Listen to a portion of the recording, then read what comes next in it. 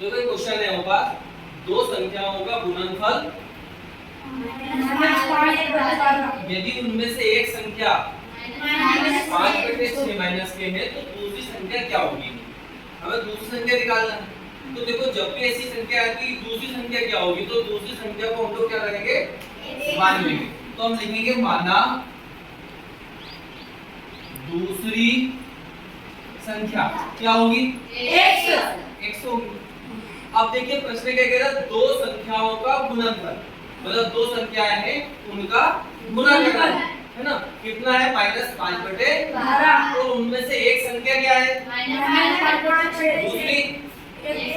तो इन x का और -5/6 का गुणा करेंगे तो कितना आएगा, -5/12। तो हम लोग करते थे यहाँ पर लिखेंगे हम लोग पहली संख्या कितनी है, इंटू दूसरी संख्या, और यदि इन दोनों का गुणा करते हैं तो कितना आता है, लिखा है दो संख्याओं का गुणनफल कितना है, -5/12। ठीक है, देखो यहाँ पर ऋण है, ये ऋण से ऋण हो गया कैंसिल। 5 एकम, और यहाँ भी 5 एकम 6 एकम 6 दूनी 12। क्या बचा यहाँ, x बराबर 1/2। कितना आया, तो इस प्रकार से हमारे पास जब चार ऑप्शन होंगे उसमें से एक ऑप्शन क्या होगा, 1/2, जो हमारा सही आंसर होगा।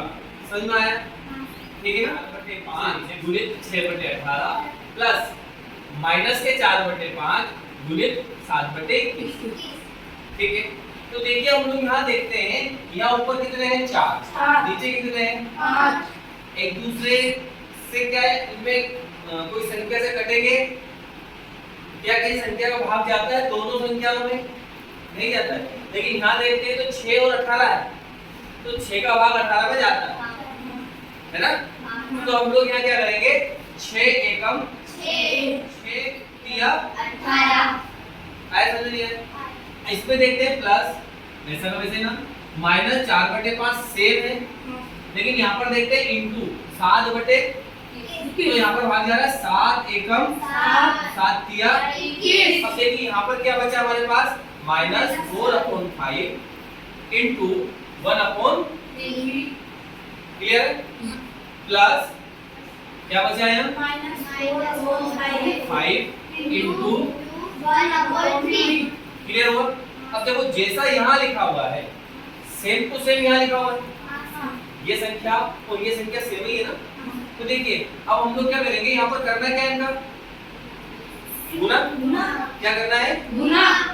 तो इसे -4 का गुना ऊपर कर दे, ऊपर का गुना ऊपर और नीचे का गुना नीचे करते हैं हम लोग। जब संख्या कटती नहीं तब अब अपन यहाँ पर काट दिया, काटने के बाद जो संख्या बची हुई है उसमें हम क्या करेंगे, ऊपर का गुना ऊपर, तो -4 का 1 में करेंगे -4, और 5 का 3 में करेंगे तो 5 तिया 15, और ये ठीक है। अब -4 का इसे 1 में करेंगे कितना आएगा, और 5 तिया 15। देखो ये और ये सेम संख्या, इनका हमें जोड़, तो जोड़ के लिए हम लोग क्या लेते हैं, एलसीएम। दोनों के हर समान है तो वही संख्या अपना एलसीएम हो जाएगी।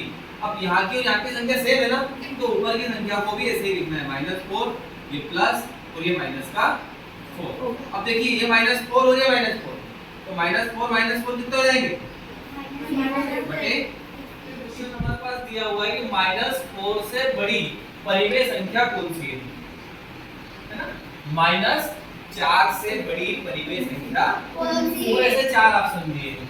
तो हम लोग इसको पढ़े इसके पहले हम इस लाइन में अगर हम चलते हैं तो -1 के बाद छोटी -2, और -2 से छोटी -3, और -3 से छोटी क्या होगी, और -4 से छोटी क्या होगी, लेकिन हमसे कहा कि -4 से बड़ी कौन, तो -4 से बड़ी कौन, -3, तो इसमें कौन है -3, क्योंकि हमें कौन साइड चलना है, दाईं साइड। अगर बड़ा बोले तो, अगर वो बोलता छोटी कौन तो किधर चलते, ऐसा छोटा होगा, क्योंकि देखिए आप -4 और -5 के बीच में आ रहा है, तो फिर -4 के बाई साइड आ रहा है मतलब छोटा, तो ये भी छोटा होगा, ये भी छोटा होगा, ये भी छोटा होगा, तो फिर बड़ा किधर होगा, जब हम दाई साइड चलेंगे ना इस साइड चलेंगे तो ये बड़ा हो जाएगा। क्लियर हो? तो आंसर इसका क्या होगा? -35 बटे -77 -35/-77 का मानक रूप क्या होगा? तो सबसे पहले तो हमें ये समझ में आना चाहिए कि मानक रूप में क्या है ना। तो देखो मानक रूप में हम लोग क्या करते हैं, जब कोई संख्या हमारे पास लिखी हो, जैसे कि यहाँ 8 लिखा हो बटे में 4 लिखा हो, तो ये इसका मानक रूप नहीं होगा। अगर नीचे की संख्या जो हर की संख्या है उसका डिवाइडेशन ऊपर की संख्या यानी कि अंश की संख्या में अगर हो रहा है तो वो उसका मानक रूप। तो हम लोग क्या करेंगे, इसको इसके ऐसे रूप में लेके आएंगे जब इसको और छोटा यानी कि और सरल नहीं कर सको, ऐसा का वैसे यहाँ लिख लिया हल करने के लिए -35 बटे -77। अब इस ऋण से अब क्या इसमें 2 का भाग ज्यादा जाएगा क्योंकि इकाई का अंक विषम संख्या है। ठीक है, क्या इसमें 3 का भाग ज्यादा जाएगा? क्यों नहीं जाएगा? क्योंकि इनको अगर हम जोड़ दें तो 5 और 3 8 आएंगे और 8 में 3 का भाग नहीं जाता है। तो क्या 4 का जाएगा? 2 का नहीं गया तो 4 का स्वाभाविक ही नहीं जाएगा क्योंकि यहाँ पर इकाई का अंक जो है विषम संख्या है। 5 का जाएगा, इसमें 5 का चला जाएगा लेकिन इसमें 5 का नहीं जाएगा, हमें दोनों में जाना। 6 का क्योंकि 2 और 3 का नहीं गया तो 6 का जाएगा ही नहीं। तो फिर 7 का देखिए आप, 7 पंजे 20 और यह 7 एकम 7 7 एकम 7 कितने आए? 11। ये हमारे क्वेश्चन का क्या करेंगे, इन चारों में से कोई एक है उसको मान लेंगे और उसको x को किसमें जोड़ेंगे? तो ये मैंने जोड़ दिया -1 बटे 4। तो क्या प्राप्त होगा? आया समझ में? इस 4 में से कोई एक था, कौन सा था हमें नहीं मालूम, तो हमने क्या करा, उस 4 में से एक को क्या मान लिया? फिर प्रश्न में कहा कि -1 बटे 4 में जोड़ने पर, तो हमने जोड़ दिया x को, कोई सी एक संख्या है उसको जोड़ दिया, तो कितना प्राप्त होगा? तो हमने -1। अब देखिए हमें मान किसका चाहिए? तो हमने यहाँ x लिख लेना बराबर ये माइनस का 1 और ये ऋण की संख्या है ना, तो ऋण 1 बटे 4 इधर आएंगे तो धन 1 बटे 4। इसके बटे में 1 तो मान सकते हैं, है ना। तो बराबर इनका एलसीएम कितना होगा? कितना होगा? 4 हो जाएगा। अब देखिए 4 का हम लोग यहाँ देखते हैं, इस 1 का भाग यदि हम 4 में दें तो कितनी बार जाएगा? 4 बार। उस 4 का गुना -1 में करेंगे तो ये प्लस वैसा का वैसा। अब 4 का भाग 4 में कितनी बार? उस 1 का गुना इस 1 में करेंगे तो 1 हो जाएगा। अब -4 और ये प्लस का 1 कितना बचेगा? -3। कितना बचेगा? -3 बटे 4। ये किसका मान आया? x क्या है? इनमें से कोई एक, तो इनमें से कोई एक कितना आ रहा है? -3 बटे 4। ये आंसर क्लियर हुआ? ये क्वेश्चन में कि निम्न में से किस संख्या को -6 बटे 11 से घटाने पर, पहले क्या था? जोड़ने पर, अब क्या आया? घटाने पर। तो इनमें से कोई एक संख्या घटाना हो, मिनिमम मालूम कौन सी है, तो उसे क्या मान लेंगे? माना हुआ संख्या x है। अब पूरा का पूरा क्वेश्चन से हम लोग देखते हैं तो आंसर हमें दिखने लगेगा कि निम्न में से किस संख्या को इसमें से घटाने पर, तो किसे घटाने पर? x को। किसमें से घटाने पर?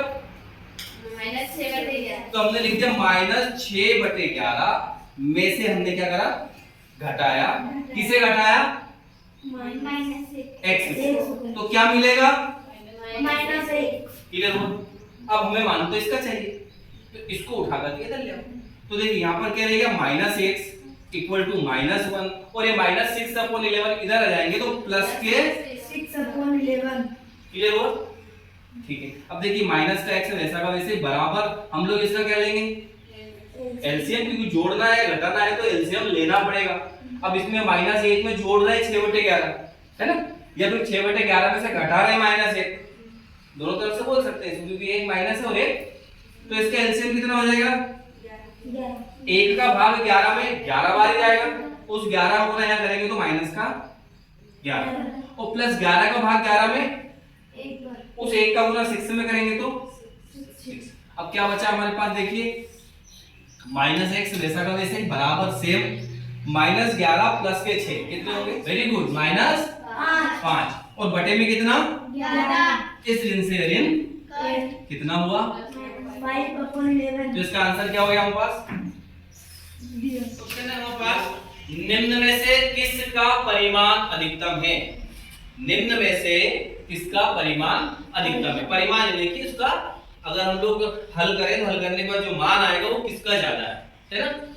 2 + 3 ज्यादा होगा, 2 - 3 ज्यादा होगा, 2 × 3 ज्यादा होगा, या 2 / 3 मतलब 2/3 ज्यादा होगा। पहली चीज तो ये है, हम सबको पहले से ही मालूम है कि जब भी हम किसी संख्या का गुना करते हैं, सेम संख्याओं का जोड़, सेम संख्याओं का गुना, सेम संख्याओं का भाग और सेम संख्याओं का घटाव। देखो सेम संख्या है 2 3 2 3 2 3 2 3, केवल चिन्हों का अंतर है ना? तो जब सेम संख्याओं का जोड़ घटाव गुना भाग करते हैं तो हमेशा गुना ज्यादा होता है, पहली चीज। दूसरी चीज ये हो गई कि हम सबको पता है कि 2 और 3 कितना होगा? 2 में से 3 गए कितना होगा? 2 × 3 कितना होगा? और 2 में भाग देंगे 3 का तो कितना आ जाएगा?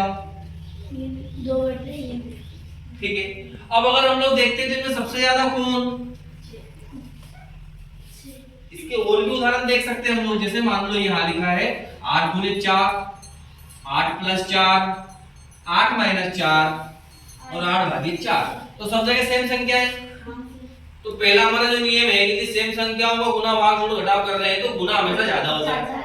अब उसको हम लोग करके भी देखते हैं। तो 8 का 4 में तो कितना हो जाएगा? ठीक है, 8 + 4 कितना होगा? 8 - 4 कितना होगा? 4/8 कितना होगा? 2। अब देखो कौन ज्यादा। तो ऐसा कोई सा भी क्वेश्चन हो हम उसको आसानी से हल कर सकते हैं। -3/4 गुणित 5/6 गुणित -4/15 गुणित 0/7 का मान क्या होगा? तो अगर हम लोग कहें कि आप क्या इसको बिना हल किए बता सकते हो इसका आंसर क्या होगा? क्योंकि हम 0 का गुना किसी भी संख्या में करें, कितनी भी बड़ी संख्याओं में करें तो उसका उत्तर कितना होगा? 0। तो इसका आंसर क्या होगा? 0। क्योंकि यहाँ एक 0 लग रहा है मतलब फिर टोटल सवाल का आंसर हमारा 0 होगा। लेकिन यदि यहाँ पर प्लस होता तो फिर 0 नहीं होता, फिर 0 किसका होता? केवल। और इन्हें हमें हल करके यहाँ लिखना पड़ता। क्लियर हुआ? ठीक।